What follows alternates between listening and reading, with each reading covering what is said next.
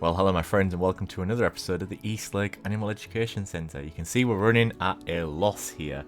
So we haven't put our exhibit species back in yet, so that is what we are going to do in this episode, as well as get some new exhibit animals as well. Just to try and make a profit, because money is very tight at the moment and we're all over the place with the finances. So I just wanted a really basic structure that we can put the exhibits into, nothing particularly impressive, just sort of as simple and as cheap as possible, just something that does the job. Yeah, it's been a while since the last episode. I don't actually know when the last episode was.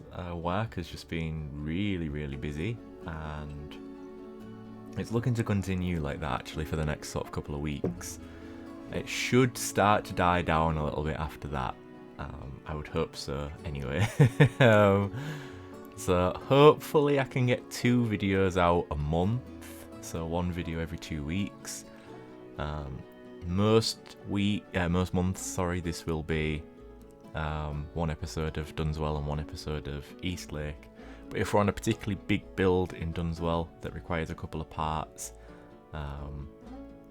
or it's like too big for like 1 episode and I still need more time to work on it, then obviously Dunswell's going to take priority over that. Just because I have more fun in Dunswell Zoo at the moment. But anyway, so Eastlake, trying to make a profit. Whether we do or not, you will have to stay tuned until the end of the episode. It's not easy. It's not easy. What else? Yeah, so we put our existing exhibit animals back into the Eastlake Animal Education Centre, and we also add some more. Part of that is sort of a conscious decision because we are going to have all the exhibit animals anyway when Eastlake's up and running fully. And the other part of that is just more money. We need more profit. So exhibit animals breed really easily, and you're able to sort of control the circumstances a bit better. No idea what was happening there with that roof piece, by the way. I do apologise. And then, yeah, just go ahead and copy that over. Change all of this. There was no real inspiration for this building, to be fair. I just sort of threw something together relatively quickly, and you put your donation bins down, your education. I did waste a bit of money here. I didn't have to put any sort of lettering up, but I thought, let's try. Let's go for it. So we ended up calling it Creepy and Curious when I learned to spell curious correctly.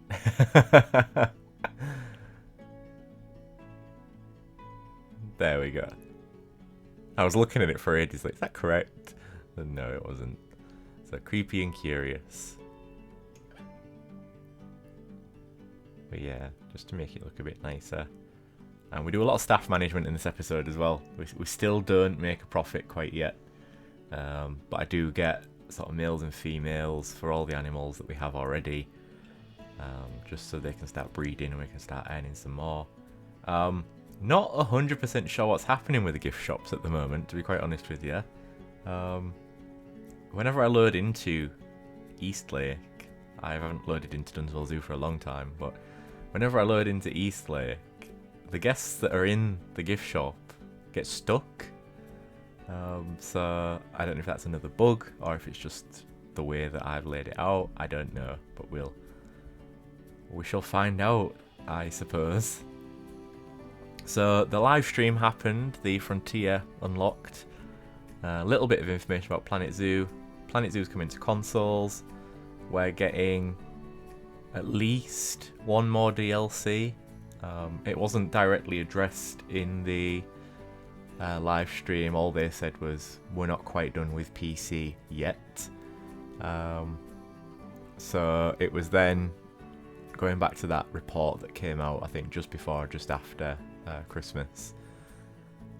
going into the, there's at least one more Planet Zoo DLC and at least one more Jurassic World Evolution 2 DLC. So the Planet Zoo DLC, no idea what that's going to be. I would hope we get more than one, to be honest, but I really doubt it at this point. I think it'll come to consoles. I think it's March, and the DLCs will release in batches for consoles.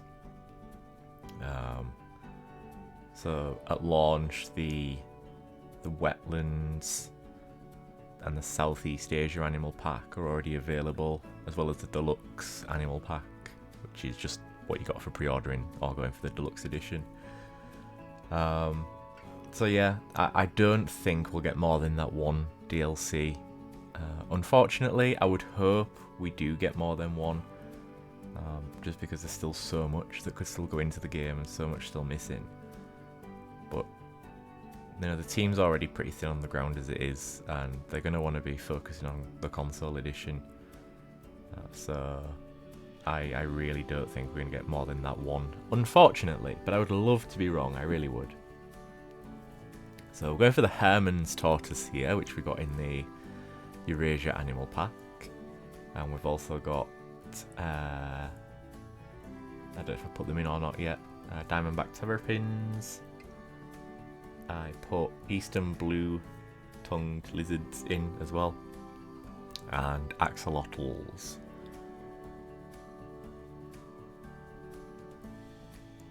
Just making sure it's all...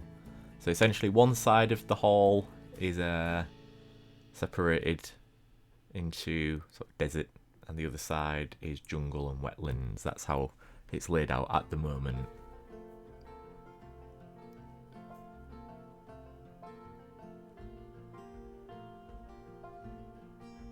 Just sort of messing about with the customization options there.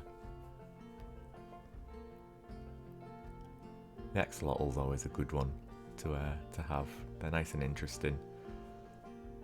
I apologise if you can hear any DIY in the background. One of my neighbours is having like a massive shed put up, and yeah, you can just hear all the banging and drilling and stuff. You might not be able to hear it, but I can. So it's just one of those things. Overstocked with my axolotls, and then the terrapins. Just putting the management population thing in. So here, just creating a little pool for the raccoons, just so they're 100% happy. And then we cut over to selling some of our matured animals.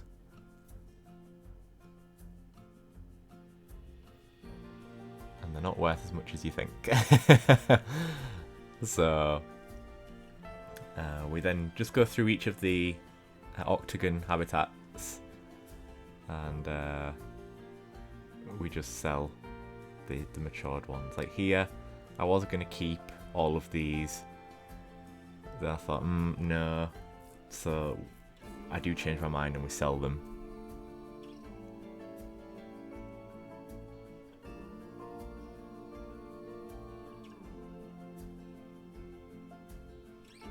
I just keep one of the daughters, and then we get another male in to breed with her. So you essentially end up with 2 litters of Arctic foxes, sorry, not Arctic wolves. But yeah, and then we cut to this. So we're still on a loss, unfortunately, at the moment. This continues for a while. It takes a very long time for us to move into the green. We're still spending more than we're making, and this is where the staff management sort of comes into it. I changed these windows out so that the guests get better views of the animals, because I thought that might affect the sort of education and the guest experience and that sort of thing. Just the sort of in-game mechanics that make the guests spend more money, because that is what we need right now. So we go for the armadillos first, and then we do it on all but 2 of the others. If I remember correctly, I don't do it for the fox, the red fox, and I don't do it for the European badger. But I do it for the others. The only reason why I haven't done it for the fox and the badger is because they tend to be the more elusive of the two. Out of all the animals I've got at the moment, they're the most elusive ones. And even if I change the windows, it wouldn't really affect the guest viewing. It would be pretty boring for them just to look at some bushes. So I've just kept those as they are for now, if I remember correctly.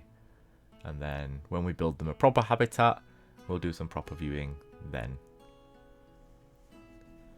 We do have to say goodbye to some of our animals that we started off with, unfortunately.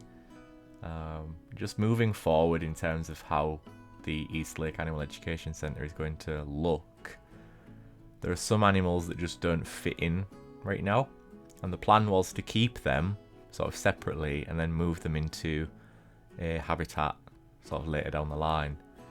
But unfortunately, just because of the finances we're dealing with at the moment and the way the sort of the image, if you like, of the Animal Education Centre is going to look like, we do get rid of our llamas. We will be getting llamas back in the future, don't worry. But we do get rid of our llamas. We send them off to another collection. We also get rid of our Indian peafowl as well. They will also be coming back, but for now we have sent them off to another collection. And there's the Indian peafowl, of course.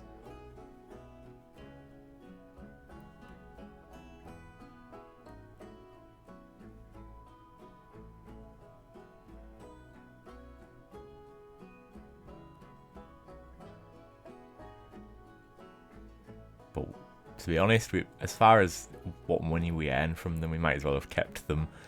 They don't sell for very much, and it was just, yeah, it was more to make room and so we could lose a couple of staff members essentially. And you'll see in a minute when I select on them, $618.62. That's for all of them.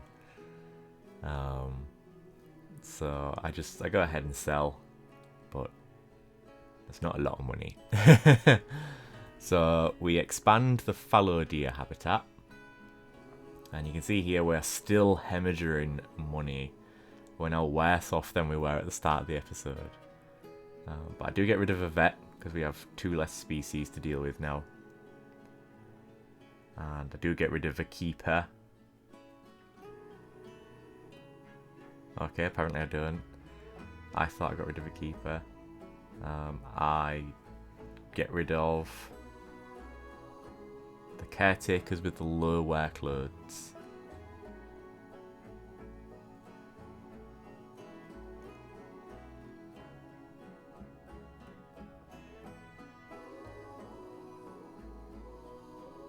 And then a couple of vendors what have low workloads as well. Just the one then, actually.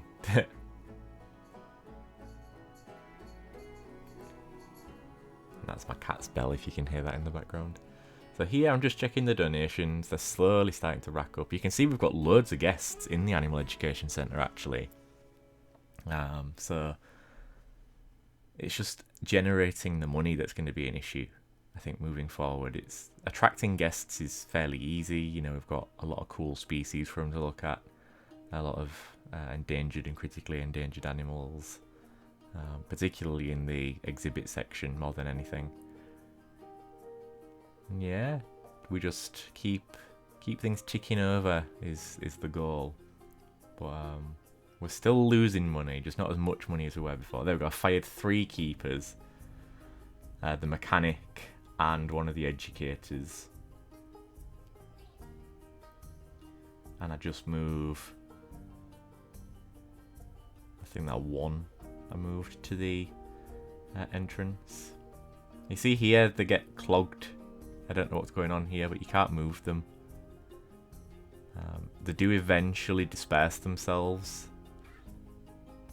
but there's some strange things going on with the gift shops.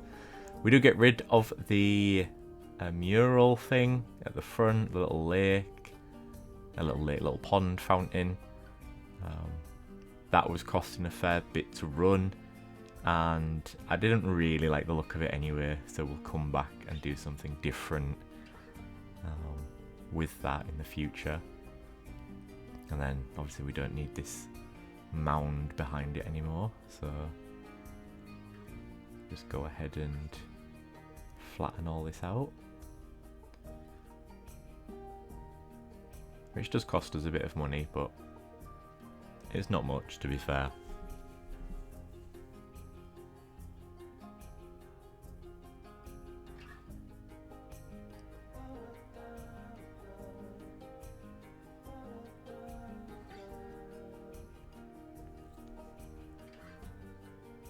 And we're still losing money, but not as much as we were, so we're slowly climbing up that ladder.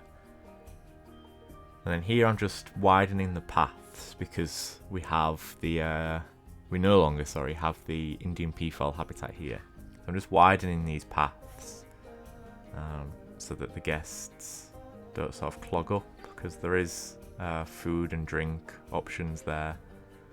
And I do the same here on this corner, just because you can see that traffic flow is a little bit of an issue in a couple of places. So we just like to widen the paths up a little bit. So here I'm just checking the social requirements for the Arctic foxes, and I'd keep a male and a female of each sort of litter, if you like. So I've got the original male and female, and then I'm keeping a female from this litter, and then I'll bring another male in to mate with her, and then I'll keep the male from the next one probably and bring a female in, and do it that way until we reach our maximum. Family groups are nice, don't get me wrong, but you know, in case we need to start breeding them again in the future, some genetic diversity would be very useful.